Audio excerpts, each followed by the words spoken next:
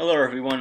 My name is Blake, and today I'm going to be talking to you about wilderness-based therapy or wilderness therapy. So to start, we'll start with just an overview of where this presentation is going to go, maybe some of the key points that I'm going to hit along the way. We'll start with defining wilderness therapy, talking about what makes wilderness therapy a therapy, some of the things that differentiate it from other outdoor activities or outdoor programs, as well as other traditional forms of therapy. We'll look at the history and the origins of wilderness therapy, where it came from, how it's progressed over the years. We'll talk about theory, what theoretical frameworks inform the work within wilderness therapy. We'll also look at the target populations that wilderness therapy has been found to be effective with, um, differences within those populations, and kind of how these differences might impact or inform service delivery. Then we'll conclude by talking about the application, how wilderness therapy plays out, um, some of the intricate details that you might find in some of the programs, some of the activities they might do. And we'll conclude with an interactive activity that hopefully you all can participate in and enjoy. So starting out, I found a simple definition that is vague enough to include all the variations that you might find between wilderness therapy programs, but still encompasses the main core of what a wilderness therapy program is. And so the definition reads, a therapeutic modality which combines traditional psychotherapeutic approaches or components within a wilderness treatment environment. So simply put, this is combining simple traditional therapeutic approaches within a wilderness environment. Other names that you might find wilderness therapy called would be adventure therapy, nature-based therapy, outdoor behavioral health care, environmental therapy. These all kind of fall under the same above definition, however, are just used by different programs to define themselves. Um, Wilderness therapies programs commonly used as an adjunctive or alternative therapy for those clients or individuals who haven't responded well to a more traditional setting, um, whether this be found in schools or an outpatient or even a residential program. Wilderness therapies used for, again, for those clients that aren't progressing at a rate that is seen to be effective. Um, Wilderness programs typically last from a period of 2 weeks to up to 3 months. This is determined largely by the preference of the program, the clients they serve, the needs of the clients. And another thing that differentiates wilderness therapy from kind of other outdoor programs that you might associate, such as Outward Bound or the National Outdoor Leadership School or NOLS, is that it employs licensed professionals, licensed mental health professionals, whether they be LCSWs or LPCs, to do that therapeutic work. They're also licensed with the different state agencies that oversee mental health programs, to kind of credential themselves to really show that they're a viable treatment option for these individuals. So when we look at the history of wilderness therapy, I created this little timeline so we can see how it's progressed over the years, and was surprised myself to see how early kind of the benefits of the outdoor world were being found. In the early 1900s, asylums were commonly used to house the mentally ill. These asylums were often overcrowded, which in some cases individuals were required to sleep outdoors. Um, the psychiatrists and doctors working with these patients began to find that the clients or patients that were sleeping outdoors were seeing improvement in their symptoms, maybe progression in their treatment at a faster rate than those individuals that were sleeping indoors. And so they coined a term, tent therapy, which they began to use for different clients. Um, the first wilderness program started in 1929. This started in Texas and was utilized for underprivileged kids, assuming given the time that many of these kids were probably orphans. Outward Bound started in 1949. Now, as I said earlier, Outward Bound doesn't really fall under the definition of a wilderness therapy program. However, many of the aspects of the program are similar. And much of the work done in Outward Bound kind of informs the work that's being done in wilderness therapy. So I thought it was important to note here.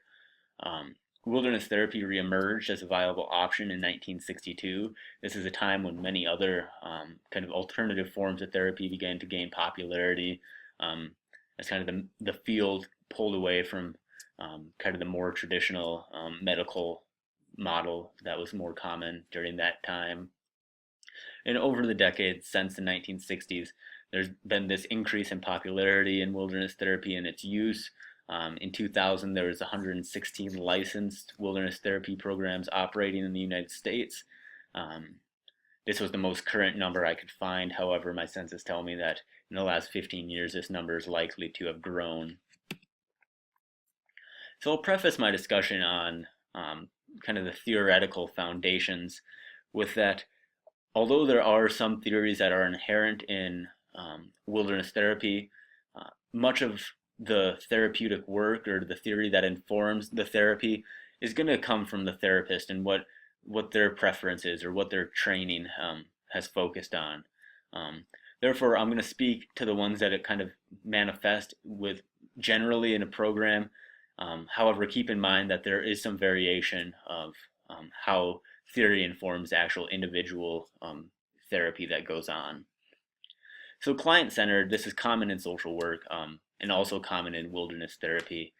Client-centered is seen in a wilderness therapy program in the fact that it allows, these programs emphasize that individuals should be allowed to freely express themselves, freely explore different aspects of their identity without kind of the non-judgment or the judgmental feelings that they might have, kind of creating an unconditional positive regard within the atmosphere of the group. It also kind of manifests in a wilderness therapy program in that there's a high emphasis placed on building relationships. These programs are unique in the sense that a therapist might spend up to 2 days with the client when they're visiting with them in the field, giving time to really develop that therapeutic rapport or therapeutic alliance. Attachment theory is another common theory used in some programs. Some programs put a high emphasis on attachment, whereas others may not. However, it's a common theme.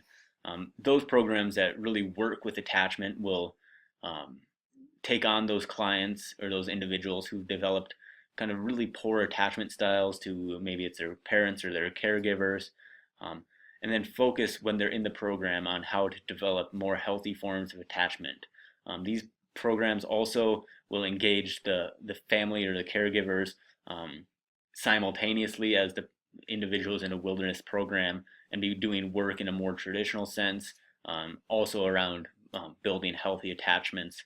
And then when they reunify following the program, the hope is that these unhealthy attachments are either replaced or reconstructed into a more appropriate or healthy form of attachment. Aesthetic affective theory is an interesting theory that was new to me prior to me kind of digging into the literature on this. And it simply states that when we're exposed to things that we find aesthetically pleasing or beautiful, that there's a reduction of stress in the body. This was found through self-reports from individuals reporting about their mental health, as well as biological studies or physical studies in which they found that cortisol levels in the blood decreased when exposed to aesthetically pleasing environments or objects. I'm sure you all can imagine how this is used in a wilderness therapy program, given that many of these programs are operating in very scenic environments that many people find beautiful or aesthetic. Attention restoration theory, this is kind of a complicated theory and I'll take a shot at explaining it. However, if you have any questions or want further information, I'd be happy to answer them in the discussion board below. So this theory focuses on that states that there's two different types of attention. There's directed attention and involuntary attention. Now in directed attention, Well, I'll start by saying both attention, directed and involuntary attention, are getting at the same thing. That you're using your critical thinking, your problem solving, your thinking through things. However, in directed attention, you're focused um, and you're thinking critically about a problem. However, you can't maintain this focus for long periods of time because your mental capacities or your mental resources become exhausted. Now, in involuntary attention, this is an attention that can last long periods of time without the exhaustion of mental resources, however, still um, allow you to be able to think critically, to problem solve. And they found that in wilderness programs, um, through the process of stimulating many of the senses, being hearing, sight, smell, touch, um, that this involuntary attention is engaged. Now, I can't go into why, through the activation of these senses, um, results in this involuntary attention. I do know that they did brain scans and found that various parts of the brain were activated, which might result in this involuntary attention. Again, if you have questions or would like more explanation, I'd be happy to try to answer them. Systems theory is another theory that is common in social work, also common in wilderness therapy. Um, how it kind of plays out in a wilderness program is there's some observations of the system that the individual is coming out of, kind of the dynamics and the patterns that play out in that system. They also use it to look at the systems that are created within the group, kind of the group dynamics.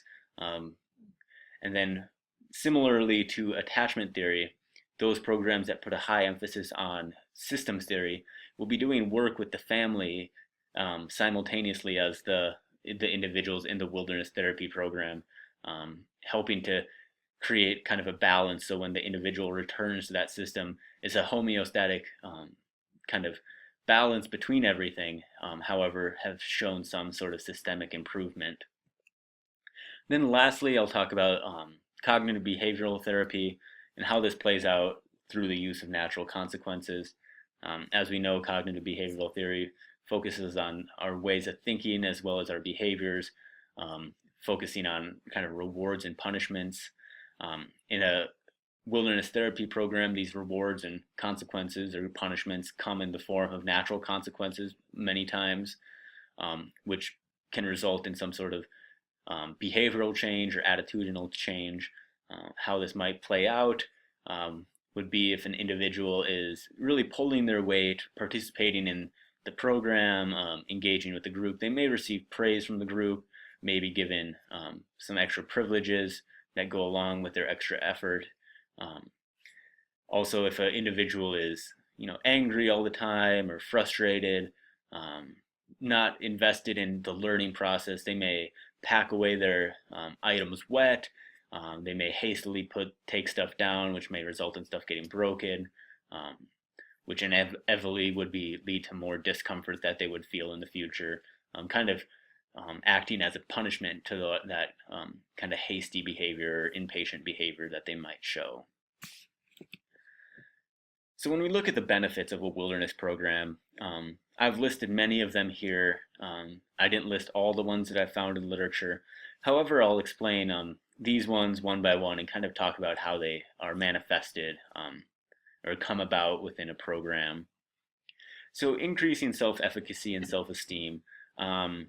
This comes about through the challenging activities that individuals are faced with, the skills that they develop while they're kind of completing these activities, all kind of combine to create this empowering, kind of rewarding experience.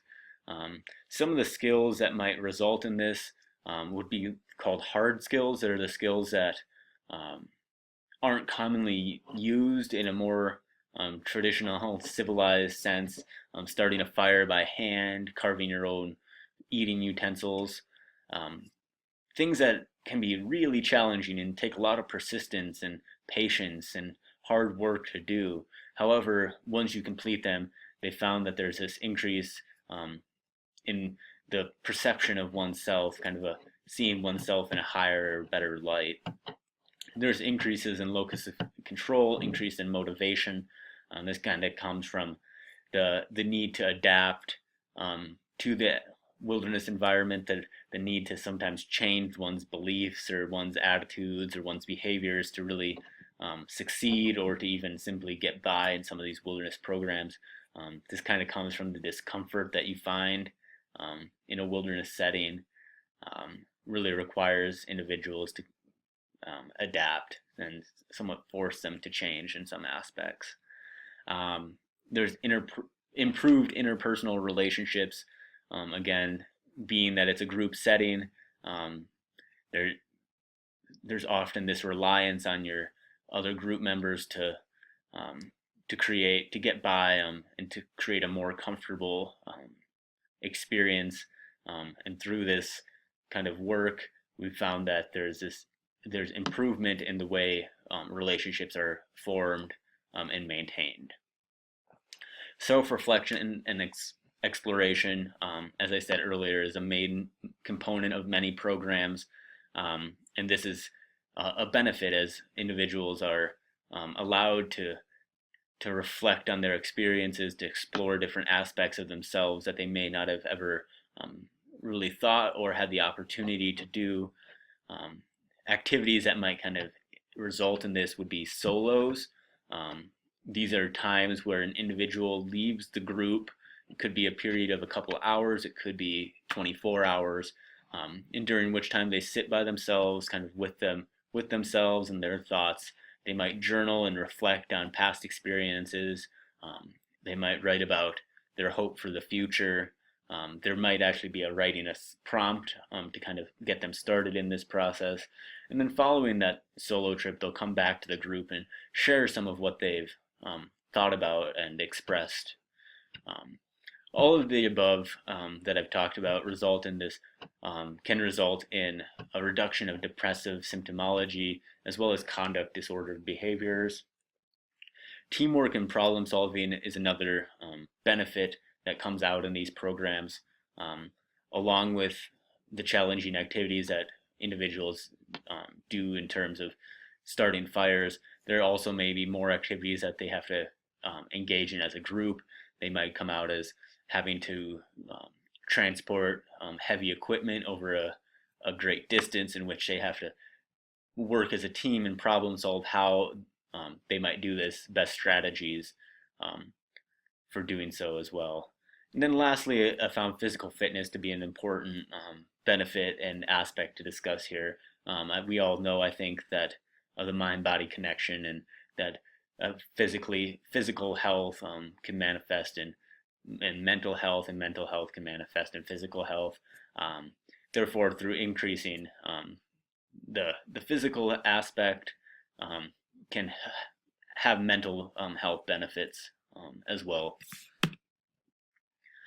When we look at the target populations, as I said earlier, these programs are largely used with those individuals that haven't responded well to other traditional therapies, outpatient, residential, school counseling, and need kind of a different approach.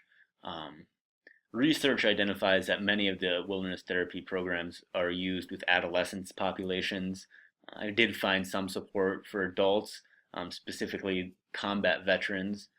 They found that wilderness therapy can help reduce symptoms of depression and PTSD they may experience. And again, some common disorders that wilderness therapy is shown to be useful with is substance abuse, depression, anxiety, and conduct disorders. And when we look at a particular wilderness program and some of the differences specifically related to gender, we find some interesting things. And before I talk about it, I want to say that many of the wilderness therapy programs, I'll say most of them, are not co-ed. They're gender specific, meaning males will be in a group of all males and females will be in a group of all females. This is done, I think, for obvious reasons. When you're mixing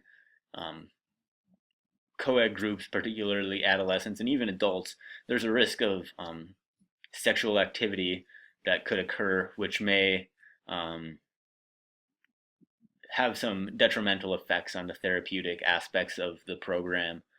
Um, Along with that, there's some liability issues at um, the, for the program itself when that by doing so. So many of the programs have isolated um, males and females. But when we're looking at the differences, we find that both males and females are likely to have had some sort of previous mental health treatment, um, and that's important to consider when doing this work, because when you're these individuals might be more likely to go a little bit deeper. They might be a little more savvy regarding the therapeutic process, um, and might progress a little faster initially, which is important for clinicians to know. And also on a side note, it's not surprising to see that both males and females have this high rate of previous mental health treatment, being that wilderness therapy is used as kind of an adjunctive or alternative therapy for those who haven't responded to a traditional therapeutic approach. Wilderness males are more likely to have a history of violent behavior, as well as more likely to have criminal histories prior to their engagement or admittance into the wilderness program. This is important to know as given the isolated environment, staff and clinicians must know how to engage with an aggressive individual, how to de-escalate them. In my experience with wilderness therapy, we were taught how to physically restrain if that was necessary, as well as different de-escalation techniques. It might be mirroring behavior and bringing it, helping the individual calm down. It might terms used are could be emotional first aid, kind of being attuned to the different stresses on the group and on individuals, and kind of proactively intervening to prevent outbursts of aggression. When we look at females, females are more likely to have recent trauma, specifically that of sexual abuse. They're also more likely to show self-harming and previous suicidal attempts. Again, this is important to consider for a wilderness program, and the fact that many of their interventions must be trauma-informed interventions. The wilderness setting can be a pretty scary, uncomfortable, and at times semi-traumatic or traumatic place. So understanding the history of individuals can help you kind of mitigate these risks as to not push them too far as to re-traumatize them or bring up some triggers in a kind of inappropriate way. Now, when we look at kind of the therapeutic applications, how wilderness therapy works, there's variations in this. These are kind of the common themes that you see a wilderness therapy program employing. The development of relationships, I've talked, I think, quite a bit about relationships. Given the group dynamic or the group experience, there's a lot of emphasis on building positive relationships with your group. You're often forced to kind of have a good relationship, working relationship with your group members in order to kind of complete some of these activities and tasks that you might be faced with during this program. And so doing so and processing this in kind of a group setting, individuals can kind of get that corrective experience of how to develop a more healthy or positive relationship with another individual. The development of hard skills, again, a hard skill is something that is really challenging to master, that you wouldn't typically find in a more civilized settings, setting fires by hand, carving your own eating utensils. In this picture below, it looks to me like they're building a trail, things that you wouldn't do that can be really challenging, however, really rewarding afterwards. Embodied cognition, this is an interesting concept. The idea of this is that you take kind of bodily experiences, things that you've physically experienced, and kind of apply them to a higher order of cognition. an example of how this might play out is if you're hiking a long distance with a group, and an individual is expressing how far they've gone, or um, commenting on the distance. You can relate this to other aspects, kind of using metaphors, as what I'll talk about in a second, in the sense that talking about how one feels to someone else, that using the distance as to represent how they might feel towards their parents or to some other individual in their life. Rituals and metaphors. Rituals are kind of common in wilderness therapy. They're rites of passage. Many of these programs will kind of begin with some sort of ritual or rite of passage to introduce the individual into that wilderness environment, make them feel welcome and kind of part of that wilderness environment. And it'll kind of conclude with that, kind of their leaving of the wilderness environment. It might involve them taking something away with them to remind them of that experience. Metaphors, as I kind of said before, are kind of a common way to bring up aspects in a non-threatening way and translate them into a more applicable thing that they might experience in their everyday life. I'll talk a little bit more about metaphors and the use of metaphors in our interactive activity. Individual and group therapy. This aspect of wilderness therapy isn't that much different from what you might find in a residential treatment program. Individuals meet with a therapist individually. I think the main difference is that this meeting might take place over a period of 2 days, in which the therapist is actually kind of living amongst the group and with that individual.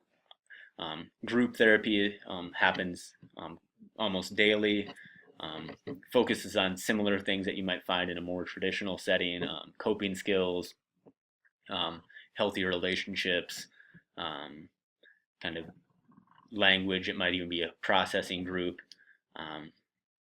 And then lastly, I put discomfort as a therapeutic application, because the discomfort of the wilderness environment is often used to kind of entice change, to force individuals to adapt to their environment. So although that staff and clinicians put great efforts into kind of mitigating the discomfort that these individuals experience, they do kind of use a certain level of discomfort in order to kind of spur change. Now, this is an example of a schedule from a wilderness therapy program. It's the Open Sky Wilderness Therapy, located in Durango, Colorado. So it's a local program. And it gives 2 examples of 2 different types of days. One's the expedition day, the other's the typical base camp day. And I'll go through and I'll highlight some of the main things in this, and then I'll give you a couple minutes to kind of look through and think about it. So I think in both schedules you see some things that you'd expect from a wilderness therapy program: hygiene, camp chores, packing up, setting up camp, tearing down camp, hiking. Some of the other things that I think are unique and that kind of stand out are the individual therapies, the letter writing and therapeutic assignments, the groups, and then the one-on-one session with the field guide mentor. These are staff members that are assigned a camper or an individual, in which meet and kind of check in for about, it looks like, an hour a day, and see how things are going. Someone that individual can feel connected to. Now, again, I'll give you a minute here to look over this schedule.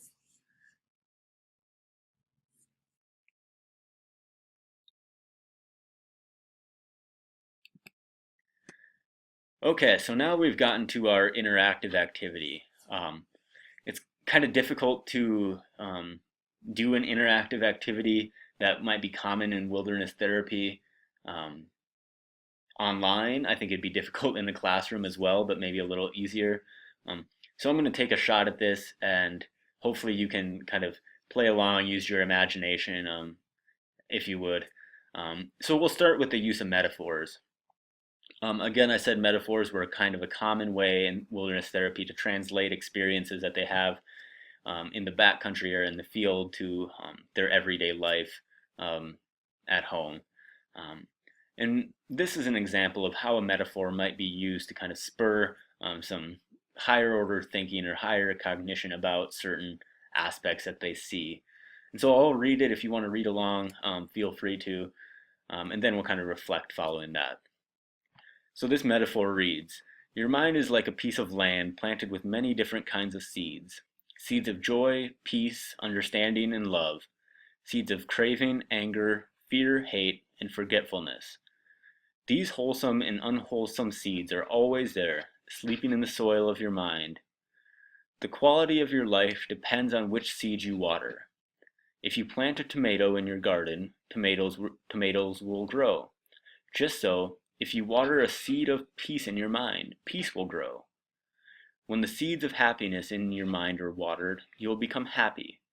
When the seeds of anger in your mind are watered, you will become angry. The seeds that are watered frequently are those that will grow strong. So that's an example of a metaphor. In a wilderness setting, you might use this metaphor if you're looking at a small tree that's growing, and talk about how that tree grew, where it came from, and then start incorporating this metaphor. And so as for the activity, maybe you can just reflect on this, maybe talk about how you might use metaphors in your practice, because I think they can be used in other areas than just in wilderness therapy. So moving on, this is an activity that you might find in a wilderness program, or an example of an activity. It's called Welded Ankles. Again, wilderness therapy has a lot of group challenges in it, which the group is asked to complete challenging activities, and kind of with the idea that you're going to build that camaraderie, improve the relationships between members, etc. So for this activity, you might have to find some friends or some family members that you're going to do this with. The goals of this activity is to improve communication, increase self-awareness and acceptance, develop problem-solving skills, enhance positive attitudes and skills towards learning. So how to play. Again, you're going to have to gather a group of friends or family members if they're available, or kind of just keep this in mind to play at a later date if no one's available. And the object of the activity is to walk across a designated area in completely coordinated steps. So to play, you'll have everyone participating in the activity line up at one end of a designated area, and they should be facing you at the other end of the designated area. Participants should stand in a straight line with their feet or shoes touching the side of the feet or shoes of the person standing next to them. Only the participants on the end will be connected by 1 foot to the line. Now, once the group is standing in a straight line with their shoes and feet touching, then they must attempt to walk the given distance without breaking contact with the person's shoes next to them, as if their ankles are welded together, hence the name of the activity. So I will provide more information regarding this activity in a Word document that I'll attach to the discussion board, as well as some additional discussion questions that can be asked following this activity. An example of a discussion question would be to ask, what was hard about it, when you had to start over, what thoughts came into your mind, how can you make those positive thoughts, etc. So as we're wrapping up, here is a reading list, relevant research, or my reference list, whatever you'd like to call it, that I used during this presentation. One that I would recommend everyone checking out if you're interested in some of the different activities would be this first one by Ashby, Cotman, and DeGaff, Active Interventions for Kids and Teens, Adding Adventure and Fun to Counseling. This is a book that's available in the Auraria Library on campus, and it's got tons of different activities that can be used to incorporate adventurous components into your work. Moving on, here is some more of my references. And to conclude, I would like you to thank you all for watching this and participating in the activity. If you have any questions, please feel free to ask, and I'll try to answer them the best that I can. Again, thank you.